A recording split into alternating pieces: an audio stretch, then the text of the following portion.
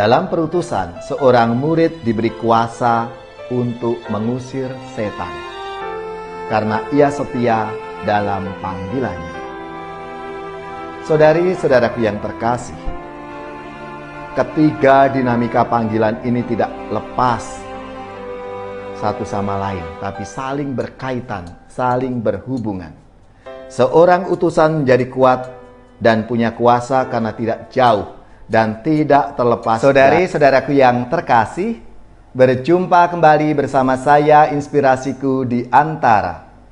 Renungan Harian Jumat 19 Januari, Pekan Biasa yang kedua. Semoga kita bersama keluarga dan komunitas kita selalu dalam keadaan baik, tetap sehat dan bersemangat. Marilah kita mengawali renungan kita hari ini dengan tanda kemenangan Kristus. Dalam nama Bapa dan Putra dan Roh Kudus. Amin. Allah Bapa yang Maha Pengasih, Engkau telah memanggil kami menjadi murid-murid Yesus Kristus Putra-Mu. Mampukanlah kami melaksanakan tugas perutusannya dengan setia. Sebab Dialah Tuhan pengantara kami yang bersama dengan Dikau dalam persatuan Roh Kudus, hidup dan berkuasa, Allah sepanjang segala masa. Amin. Dalam nama Bapa dan Putra dan Roh Kudus. Amin. Inspirasi kita hari ini dari Injil Suci menurut Markus, bab 3 ayat 13 sampai 19. Marilah kita siapkan kitab suci kita masing-masing. Kita akan membaca bersama-sama lalu merenungkannya. Pada suatu hari, Yesus naik ke atas bukit. Ia memanggil orang-orang yang dikehendakinya, dan mereka pun datang kepadanya.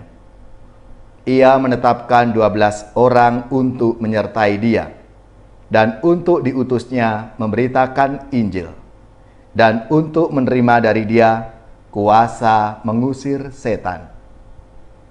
Ke-12 orang yang ditetapkannya itu ialah Simon, yang diberinya nama Petrus, Yakobus anak Zebedeus, dan Yohanes saudaranya. Yang keduanya ia beri nama Boanerges, yang berarti anak-anak guru. Selanjutnya Andreas, Filipus, Bartolomeus, Matius, Thomas, Yakobus anak Alfeus, Tadeus, Simon orang Selot, dan Yudas Iskariot yang mengkhianati dia. Demikianlah sabda Tuhan. Terpujilah Kristus.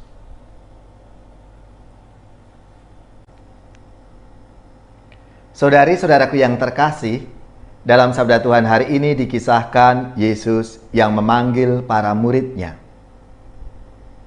Dinamika panggilan menjadi murid Yesus sangat jelas diungkapkan dalam sabda Tuhan hari ini. Yang pertama, dipanggil untuk menyertai Yesus. Ini artinya seorang murid ada bersama, tidak jauh tetapi ada di sekitar Yesus, sehingga sungguh-sungguh mengenal pribadi dan misi Yesus. Lalu yang kedua, setelah menyertai Yesus dan mengenalnya lebih dekat, para murid diutus untuk memberitakan Injil. Ini berarti bahwa tidak mungkin seseorang pergi mewartakan Injil tanpa mengenal Injil itu sendiri. Seorang yang diutus harus sudah mengenal, tahu lebih dulu apa yang harus ia wartakan. Hidup seorang utusan diisi dan dikuatkan oleh Injil yang akan atau yang sedang ia wartakan itu. Lalu yang ketiga, dalam perutusan seorang murid diberi kuasa untuk mengusir setan, karena ia setia dalam panggilannya. Saudari-saudaraku yang terkasih, ketiga dinamika panggilan ini tidak lepas satu sama lain, tapi saling berkaitan, saling berhubungan. Seorang utusan menjadi kuat dan punya kuasa karena tidak jauh dan tidak terlepas dari sang pokok, yaitu Tuhan sendiri yang mengutusnya. Kesatuan dengan Tuhan Yesus mengokohkan panggilan seorang murid untuk terus menjadi pewarta yang ulung, pewarta yang setia. Sebab itu, seorang pengikut Yesus hanya bisa bertahan dalam situasi apapun bila ia hidup dekat dengan Tuhan Yesus. Karena jika tidak, maka ia akan kehilangan kuasa dan kewibawaan sebagai murid dan utusan. Marilah, saudari-saudaraku yang terkasih, kita semua dipanggil dan diutus untuk menjadi murid-muridnya. Lewat tugas karya pelayanan kita, mengabdi, melayani Tuhan. Ya Yesus, semoga kami sanggup menyertai Engkau dengan setia dan berani diutus kemanapun untuk mewartakan Injil.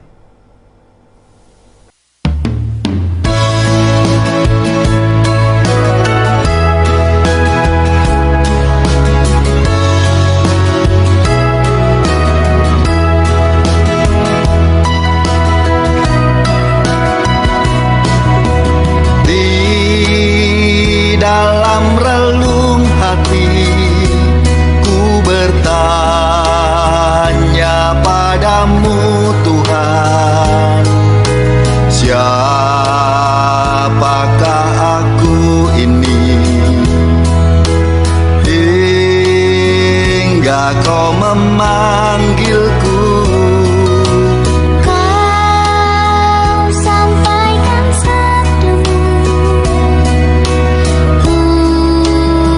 untuk berbagi kasih.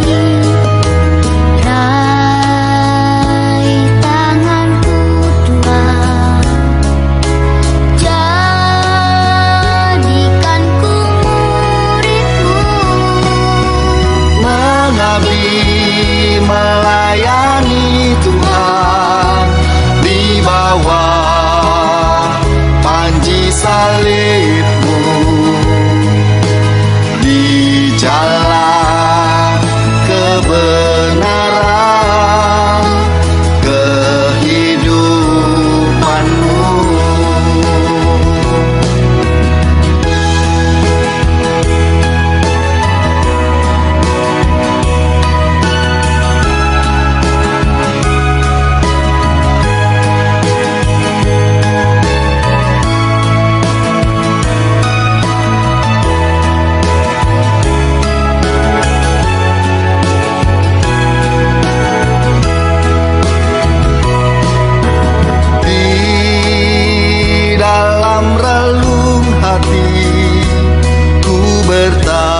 Bertanya padamu Tuhan, siapakah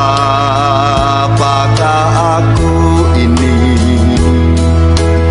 hingga Kau memanggilku. Kau sampaikan sabdamu untuk berbagi kasih.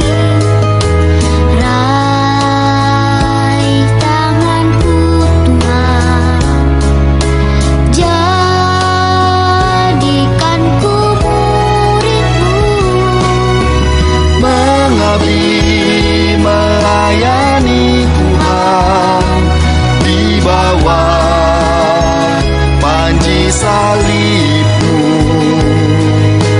di jalan kebenaran kehidupan-Mu. Mengabdi, melayani Tuhan di bawah panji salib-Mu,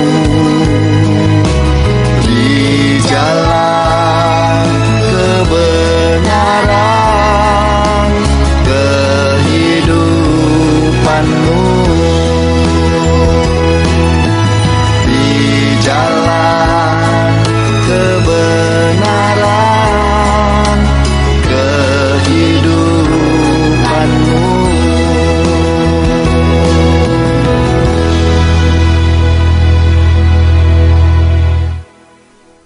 Saudari-saudaraku yang terkasih, marilah kita mengakhiri renungan kita hari ini dengan mohon berkat Tuhan. Dan kita akan menerima tugas perutusan. Marilah kita siapkan hati kita untuk menerima berkat-Nya. Semoga saudari-saudara sekalian, keluarga-keluarga, komunitas kita, orang-orang yang kita doakan, mereka yang sakit, yang menderita, seluruh tugas, belajar, pekerjaan, usaha, serta karya pelayanan kita, dibimbing, dilindungi dan diberkati oleh Allah yang Maha Kuasa, Bapa dan Putra dan Roh Kudus. Amin.